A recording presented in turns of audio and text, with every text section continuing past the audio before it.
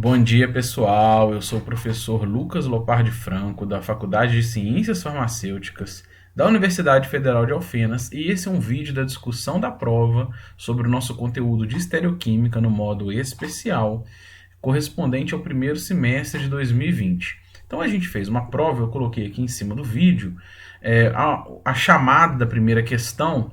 O meu intuito, eu tirei esse contexto de um artigo recente, e o meu intuito é mostrar para vocês que essa base que a gente estuda, a química geral, a química orgânica, a físico-química, e nessa transição que é a química orgânica medicinal, elas estão alinhadas com a área das ciências farmacêuticas. Então, nesse caso, a gente está vivendo uma pandemia, muita pesquisa tem sido feita de vanguarda buscando soluções para essa pandemia, dentre elas estudos de novos fármacos ou reposicionamento de fármaco.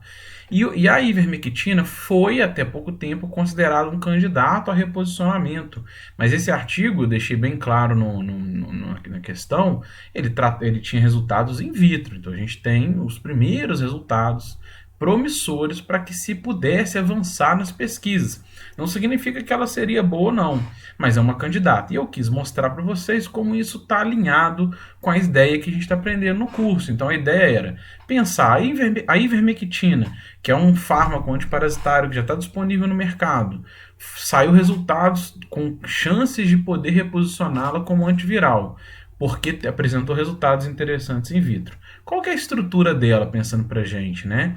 Qual que é a fórmula estrutural da ivermectina? Então a ideia era olhar a fórmula estrutural dessa substância e extrair dela informações úteis para nós dentro do curso. O que eu posso pensar em cima disso? E essa correlação tem tudo a ver com a atividade dela como antiparasitária, como fármaco, e com a chance que ela teve com os resultados in vitro. Também tinha correlação. E aí, dentro do nosso desafio, dentro do nosso cenário de química orgânica medicinal, qual foi a proposta da questão? Então, eu apresentei 4 letras sobre essa questão para a gente debater conteúdo que está dentro do nosso contexto. A letra A. Esse composto possui atividade ótica? Olha, você vai olhar, eu já falei para vocês que a atividade ótica tem a ver com a luz polarizada, o estudo no polarímetro. E esse é um polarímetro clássico, que está na arte do slide, mas a gente tem equipamentos modernos. E a ideia é, frente a um polarímetro, a uma luz polarizada, ela desvia a luz, e substâncias assimétricas têm atividade ótica. Então a ideia é olhar a correlação estrutural, o justifique é isso. Ela tem carbonos quirais, ela tem diversos centros assimétricos, e isso significa que ela vai ter atividade ótica. A questão é simples assim. A letra B. Quais tipos de estereoquímica espacial essa substância possui? Então a ideia é, eu vou olhar a estrutura dela e vou pensar o que é geometria espacial. Ela tem a ver com a estereoquímica geométrica e a ótica. Então eu tenho ali as duplas ligações, estão vendo? Está lá no slide. Então se eu tenho duplas ligações, eu tenho ali diferenças de isômeros do tipo EZ. E isso significa que ele tem uma estereoquímica espacial.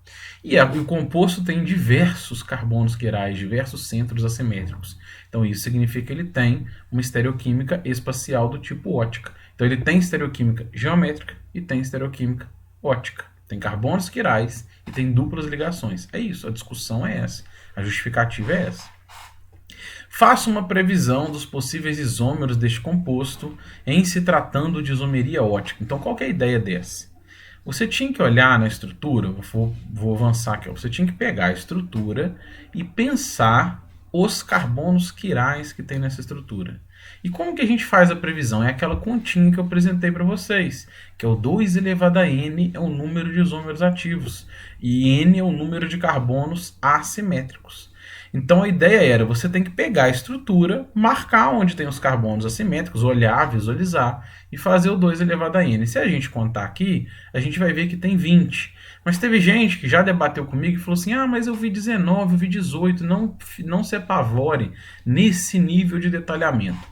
O principal desafio era você entender que a previsão de números de isômeros tem a ver com o número de carbonos quirais e é o 2 elevado a isso. Se você contou 19, 21, não tem problema, isso não é grave, desde que você tivesse um olhar mais refinado para entender que a previsão tem a ver com essa continha. O desafio era só esse, a justificativa era a própria conta.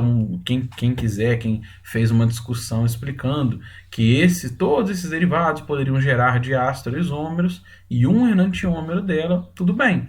E a letra D era isso, ó, quantos enantiômeros esse composto existem desse composto, né? Faça um breve comentário. Então, para a gente lembrar que o enantiômero tem a ver com a imagem especular. Então, se ele tem 2 elevado a 20 possíveis isômeros diferentes, ele só vai ter um enantiômero, igual a nossa mão. Ele tem um composto que tem todos os centros quirais invertidos em relação a ele, pelo menos na teoria. Ele tem um composto teórico, esse composto pode não existir na natureza, pode nunca ter sido sintetizado, mas a teoria é que existe um possível enantiômero dele, é isso, é debater em cima disso. A ideia dessa questão era essa, simples assim, para a gente aprender a extrair informações e aprender a ter esse tipo de desafio. E a questão 2, qual que é a ideia da questão 2? A gente apresentou num artigo, eu já trouxe aqui em cima do slide, o que era a informação útil do artigo? Era um estudo, a gente fez um estudo sobre, esse artigo é um artigo moderno, onde foi feito um estudo sobre a efedrina, os tipos de isômeros dela e como o impacto ambiental dos diferentes isômeros dela poderiam ser relevantes, né, e que não eram levados em conta pelos estudos analíticos da época, padrões que são feitos. Então eles perceberam que 2 isômeros, a efedrina, um R, 2S, e o pseudoefedrina, que é um S, 2S, eles degradavam rapidamente, mas 2 deles eram persistentes. Essa é a informação útil. E aí, vindo para a questão, a ideia é essa estrutura da efedrina, onde eu não defini a estereoquímica, e existem 4 possíveis isômeros nela, porque eu tenho 2 carbonos quirais, 2 elevado a N, 2 elevado a 2, 4. Existe o RR, o SS, o RS e o SR. E eles já estavam declarados que 2 deles eram de degradação rápida, 2 eram persistentes no estudo. E o que vinha? Então, isso é a primeira ideia. Como que você pode fazer? Primeiro, você pode desenhá-los. Então, você pode pensar, olha, eu tenho 2 deles que vão estar para frente, 2 deles que vão estar para trás. Se eu tenho 2 para frente e 2 para trás, eu tenho um com a hidroxila para frente e a metila para trás, e o outro ao contrário. Desenha ali. Como que eu defino quem é R ou S? A gente já fez esse exercício. Então, vou pegar do primeiro. Se a hidroxila, o oxigênio, tem maior prioridade, e o nitrogênio depois, a segunda maior prioridade, ele está girando no sentido horário. Então, seu primeiro composto é R. E o segundo carbono, o nitrogênio é 1. O carbono ligado ao oxigênio é 2. Ele está girando contra o relógio. Os 2 estão para frente, ele é S. Então, a gente já fez aula sobre isso, já mostrei isso na aula. Então, esse detalhamento de exercício, quem tiver dúvida, volta na aula que a gente debateu. Tem a videoaula, tem os materiais. Mas a ideia é, se os 2 estão para frente, eu olho a ordem de prioridade, automaticamente ele é o RS. Se ele é o RS, eu vou lá em cima e vou olhar. Quem que é o RS? É o primeiro composto lá do slide. Ó. É a efedrina, um R2S. É esse aí. E o segundo, ele é o SR, porque os 2 centros estão exatamente invertidos, como eu desenhei. Então, quem tem dificuldade pode fazer, mas se os 2 centros estão para frente um e o outro é os 2 para trás, ele já é automaticamente o contrário. E o de baixo, ele é o RR e o do lado, o SS. Fazer esses detalhes, quem tiver dificuldade, eu recomendo voltar na videoaula onde eu mostro a ordem de prioridade do Kahn Gold Prelog. A gente fez exercício sobre isso. Então, a ideia desse primeiro passo, antes de olhar as questões da prova, pensar nisso. Olhei o texto, vi que tem o RS, vou desenhar as estruturas, são os 4 derivados. Aí vem os questionamentos, né? Eu já consigo marcar, então, quem que é a efedrina, um R, 2S, quem que é um S, 2R e as pseudo. E aí o ponto é, represente as fórmulas estruturais com a estereoquímica definida dos 2 isômeros persistentes. Quem que são os 2 isômeros persistentes? Um S, 2R e um R, 2R. Eles estão marcados em vermelho, são os isômeros persistentes. Então era para desenhar essas duas na letra A, desse jeito que está aí. E a letra B? Dos isômeros de degradação rápida, que está marcado em roxo. É os de degradação rápida. Pronto, era desenhar isso aí, letra A e letra B. A letra C, escolha um dos isômeros e faça a correlação da isomeria. Então você pode escolher qualquer um deles, vamos pegar na ordem, pegar o primeiro aqui em cima. Um R2S menos efedrina. Peguei esse. Qual que é a correlação de isomeria que eu tenho? Se ele é um R, 2S, um S, 2R, um S, 2R que está do lado, é exatamente à direita dela, é um enantiômero dela, porque os dois centros assimétricos são invertidos. Olha lá, se ela é RS, ela é SR. Esse é enantiômero. E os de baixo são de asteroisômeros, porque elas têm pelo menos um centro assimétrico igual. É isso. Essa é a discussão e a justificativa. A letra D. Faça a projeção de Newman sobre os centros assimétricos dos dois isômeros persistentes, os que estão marcados em vermelho. Então, pessoal, vamos fazer junto. Eu trouxe um modelinho para ficar mais didático. Vamos fazer junto esse. Eu mostrei no modelo para fazer a projeção de Newman com o modelo, para apresentar para vocês esse debate. Eu acho que vai ficar mais claro. Primeiro, você para enxergar a projeção de Newman é você olhar pelo centro do carbono quiral. O ângulo que você olhar não tem problema. Quem olhou por aqui e deixou o hidrogênio para frente assim, não tem problema nenhum na projeção. Vou mostrar uma forma, mas se você fez com a estereoquímica correta e fez diferente, não se preocupe. Então a ideia primeiro é eu conferir se o meu modelo está de acordo com a minha representação. Então ninguém pode ter dúvida que o que eu marquei lá é SR, tem que ser o SR, né? O hidroxila para trás, então é 1, 2, 3, girando no sentido horário, como o hidroxila está para trás, ele é o S. 1 é o nitrogênio, 2 é o carbono hidroxilado, 3 é o metila. Está girando no sentido anti-horário, como o hidrogênio está para frente, ele é o R. Ok? Beleza, é SR. Então vamos lá. Nesse contexto, quem tiver dúvida nisso, volta lá nos slides de estereoquímica, onde eu debati melhor, apresentei melhor. Aqui é a discussão da prova. Dentro desse contexto, vamos olhar. Se a minha hidroxila está para trás, eu vou colocá-la para trás. Quem que é o azul? É o carbono ligado ao nitrogênio que eu chamei. Quem que é o amarelo? O meu anel aromático. Quem que é o branquinho? O hidrogênio que está para frente, que não está representado aí no slide. E para trás, que no slide está representado pontilhado, é a minha hidroxila. Então, o que eu tenho aqui no meu modelo é compatível com a estrutura que eu tenho aí. Eu olhando de frente, né? Vocês olhando de frente, tem que ser igual ao que está no slide. É isso aqui. Feito isso, você pode segurar onde você quiser. Se a gente não fizer nenhuma reação química, a gente não muda a estereoquímica da molécula. Então, ela pode girar à vontade. Feito isso, você vai ver quem que está, agora que eu fiz assim, quem que é a maior ordem de prioridade? A hidroxila 1, o carbono ligado ao nitrogênio 2, anel aromático 3. Então ele está girando contra o relógio S, compatível. Ok, certinho. Feito isso, você pode representar olhando de frente, você vai estar olhando para o seu papel, representar assim.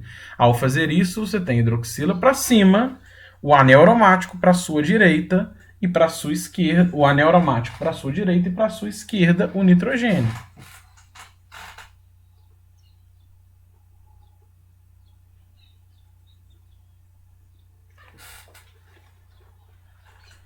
Feito isso, você vai olhar assim, a hidroxila para cima, o anel aromático para a sua direita e para a sua esquerda o nitrogênio. O carbono ligado ao nitrogênio, que é o que eu mostrei no slide. Essa é uma projeção de Newman do composto S. Se você fez com hidrogênio para frente, mas é o S, não tem problema, tá ok. Eu nem representei os outros substituintes para não criar confusão, para ficar mais claro. E o outro, pessoal, será que esse está certo? Vamos conferir se essa projeção de Newman está certa? Olha o que a gente tem que fazer, a mesma coisa. Ó. Eu vou representar, então, desse jeito aqui. Deixa eu pegar aqui o metila para trás. Desse jeito aqui, ó, eu chamei de verdinho o metila, o CH3. Chamei de azul meu nitrogênio. E aqui está o carbono ligado ao hidroxila. Então esse aqui é compatível com o desenho. Para a minha direita está o nitrogênio, para a minha esquerda o carbono com a hidroxila, para trás o metila. É compatível com o desenho. Se ele é compatível com o desenho, na hora que a gente gira, eu vou ver quem que tem maior prioridade? O nitrogênio. A segunda maior prioridade, o carbono ligado à hidroxila. A terceira maior prioridade, o metila. Então ele está girando no sentido horário. Ele é o R, certinho, a projeção de Newman está coerente. E o outro? É a mesma coisa, a mesma ideia. A gente tem que pensar que esses compostos são de asteroisômeros. Então eles têm um centro assimétrico igual, que é olha lá, o carbono S, ele é S embaixo, então ele tem que ser igual na projeção de Newman. E o outro é o contrário, se ele em cima é R, embaixo ele é S, é só inverter dois substituintes na projeção de Newman. Pode fazer todos pelo mesmo raciocínio também quem fez. A ideia, de uma forma geral, você não precisa fazer essa projeção com o hidrogênio para trás, como eu fiz. Você pode fazer com o hidrogênio para frente se quiser, se sentir mais confortável. A questão é, se ele é o S, ele precisa ser o S. Esse giro tem que ser no sentido anti-horário do primeiro carbono e horário do segundo carbono. Essa é a ideia. Se a projeção estiver certinha, tá ótimo. Quem tem dificuldade, a gente pode voltar lá nos vídeos anteriores. Você pode ver o vídeo disso, pode debater no fórum, pode chamar na próxima aula para a gente reforçar esses conceitos. Essa é a ideia. E a última questão. Discuta sobre a atividade ótica de estrógeno e levógeno desses compostos. O que a gente tinha que debater nesse conteúdo? A ideia é, se você tem os 4 compostos, repara que no nome deles, eu coloquei no artigo, o artigo colocou, né, ele declarou, entre parênteses, o menos ou o mais, tá vendo? Em cada nome da estrutura tem entre parênteses. Isso é, como eu mostrei para vocês na farmacopeia, uma forma de você mostrar que ele desvia a luz para a esquerda ou para a direita. O menos é para a esquerda, o mais para a direita. Então, dentro desse contexto, os compostos que estão marcados em vermelho são os que desviam a luz para a direita e os que estão marcados em verde que desviam a luz para a esquerda. Era debater sobre isso, sobre o conceito de destrógeno e levógeno, que não tem nada a ver com RS, que tem a ver com o comportamento dele frente a uma luz polarizada. Esse era o contexto dessa prova, essa foi a ideia da prova, e as referências estão nos livros, a gente tem o material digitalizado, tem as videoaulas, e quem tiver mais dúvida, eu vou abrir um fórum lá no Moodle para debater qualquer dúvida adicional em relação a isso. E é isso, a ideia foi essa do vídeo, do feedback. E é isso, bom dia.